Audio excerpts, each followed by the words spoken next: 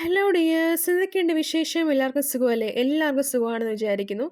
അപ്പം നമ്മുടെ ഇന്നത്തെ വീഡിയോ എന്ന് പറഞ്ഞേക്കാൻ നമ്മളിന്ന് സിമ്പിളായിട്ടൊരു ഹെയർ ബോ ചെയ്യുന്നൊരു വീഡിയോ ആണ് നമ്മളിന്ന് എടുത്തിരിക്കുന്നത്. അപ്പം നമ്മളിതുപോലെ സ്റ്റോൺ ചെയിൻസ് എടുത്തിട്ടുണ്ട്.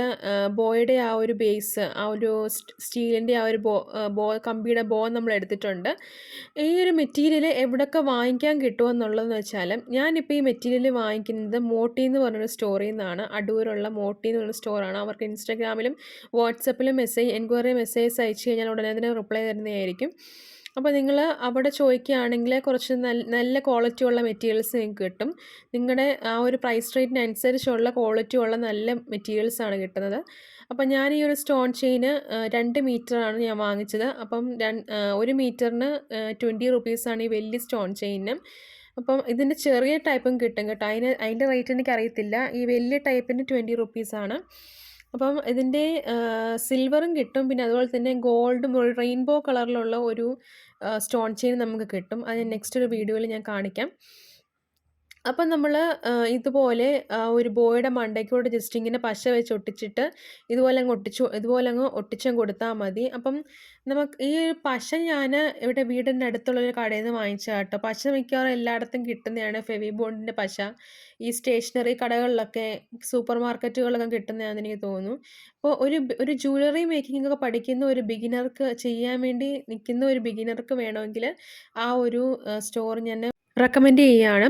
അപ്പം നമ്മൾ ഇവിടെ ചെയ്യുന്നതെന്ന് വെച്ചാൽ ജസ്റ്റ് ഈ ഒരു റൈൻസ്റ്റോൺ ചെയിന് ആ ഒരു ബോയുടെ മണ്ടയ്ക്കോട്ട് പശ വെച്ച് ഒട്ടിച്ചിട്ട് ജസ്റ്റ് ഇങ്ങനെ ഒട്ടിച്ചു കൊടുക്കുകയാണ്. ഒന്നെങ്കിൽ നമുക്ക് ഈ ഒരു മോഡൽ കൊണ്ട് നമുക്ക് നിർത്താം, അല്ലെങ്കിൽ നമുക്ക് നമ്മുടെ ക്രിയേറ്റിവിറ്റി അനുസരിച്ച് നമുക്ക് ചെയ്യാവുന്നതാണ്. ഞാനിവിടെ മീഷോയിൽ കണ്ടൊരു ഡിസൈനാണ് ചെയ്യുന്നത്. അപ്പം മറ്റേ ഞാൻ പറഞ്ഞ സ്റ്റോറുകാർക്കാണെങ്കിൽ ഓൺലൈനായിട്ട് നമുക്ക് പർച്ചേസ് ചെയ്യാവുന്നതാണ്. സാധനങ്ങളൊക്കെ എവിടെ നിന്ന് വേണമെങ്കിലും നമുക്ക് പർച്ചേസ് ചെയ്യാം. അവർ അയച്ചു തരും. DTDC പോസ്റ്റൽ വഴിയൊക്കെ അവർ അയച്ചു തരും. അപ്പം ജസ്റ്റ് നിങ്ങളൊന്ന് ഇൻസ്റ്റഗ്രാമിൽ അവർക്കൊരു പേജുണ്ട്. അപ്പോൾ ആ ഇൻസ്റ്റഗ്രാമിലൊന്ന് നിങ്ങൾ മെസ്സേജ് അയച്ച് നോക്കുക.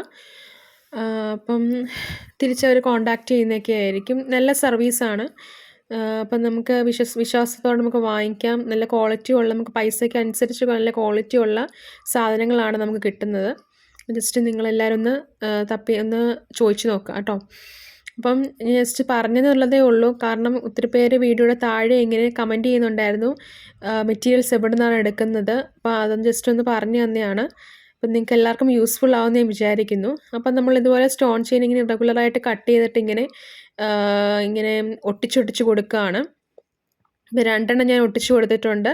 അങ്ങനെ ഒരു 3 എണ്ണം 4 5 എണ്ണം വെച്ച് ഞാൻ ഒട്ടിച്ചു കൊടുക്കും. നമുക്ക് എത്ര വേണമെങ്കിലും നമുക്ക് ഒട്ടിച്ചു കൊടുക്കാം. നമ്മളിപ്പോൾ മേളിൽ വലിയ സ്റ്റോൺ ചെയിനും താഴെ നമുക്ക് ചെറിയ ആ ഒരു വള്ളി പോലെ കിടക്കുന്നത് ചെറിയ സ്റ്റോൺ ചെയിനും ആക്കാം. നമ്മുടെ ആ ഒരു ഇഷ്ടത്തിനനുസരിച്ച് നമുക്ക് എടുക്കാം. അല്ലെങ്കിൽ കസ്റ്റമൈസ് ചെയ്ത് കൊടുക്കുന്നവർക്കാണെങ്കിൽ കസ്റ്റമറിൻ്റെ ഇഷ്ടത്തിനനുസരിച്ച് നമുക്ക് ചെയ്ത് കൊടുക്കാം.